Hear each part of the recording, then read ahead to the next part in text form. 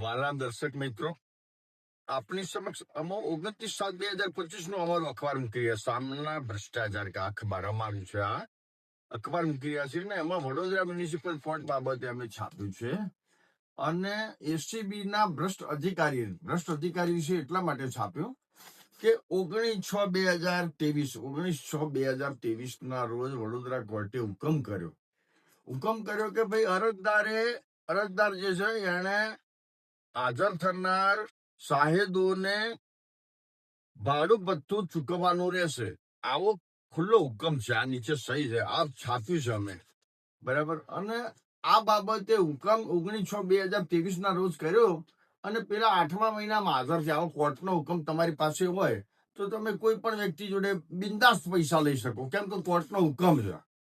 અને વધારે પૈસા તો લીધા જ નથી, 400 રૂપિયા લીધા, 552 રૂપિયા હકીકતથી થાય છે અમને, અમારી જાણ મુજબ. પછી જેટલા થતા હોય એટલા, પણ ભાડું ભથ્થું એ દિવસનું 552 રૂપિયા થાય છે.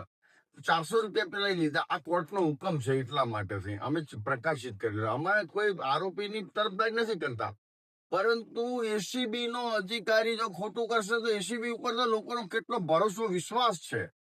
અને એસીબી નો અધિકારી જો ખોટા કામો કરશે તો પછી શું થશે? આ દેશનું શું થશે, રાષ્ટ્રનું અને રાજ્યનું શું થશે? એટલા માટે અમે આ પ્રકાશિત કર્યું છે.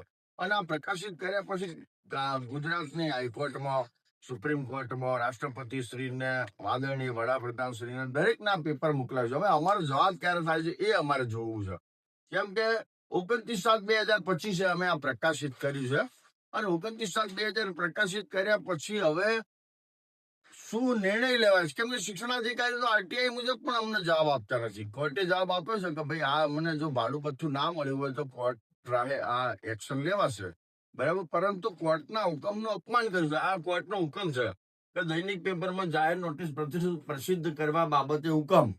તો આ હુકમનું પણ શું થયું એ પણ જાણવું છે. કેમ કે અમે ખાનગી તપાસો કરાવરાવી તો અખબારમાં પણ આવ્યું નથી. આ તો કઈ રીતે એને પ્રમાણપત્ર મળ્યું? આની તપાસ કરવાની જરૂર છે. એટલા માટે અમે આ બહાર પાડી રહ્યા છીએ. અહેવાલ અમારો એટલા માટે મૂકી રહ્યા છીએ, અમારો અખબાર પર એટલા માટે બતાવી રહ્યા છીએ કે ભાઈ આનું કરો તમે કશું. જિલ્લા શિક્ષણાધિકારી વિરુદ્ધમાં પણ અમે પ્રકાશિત કર્યું છે.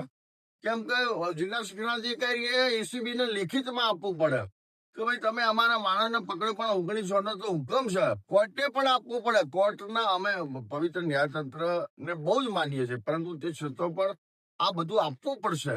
અને તો જ બધું બહાર આવશે, તો ખબર પડશે. પેલો વ્યક્તિ 3 મહિના જેલમાં રહ્યો છે અને 1900 નો હુકમ હોવા છતાં જેલમાં રહ્યો છે. કેમ જેલમાં રહ્યો? શું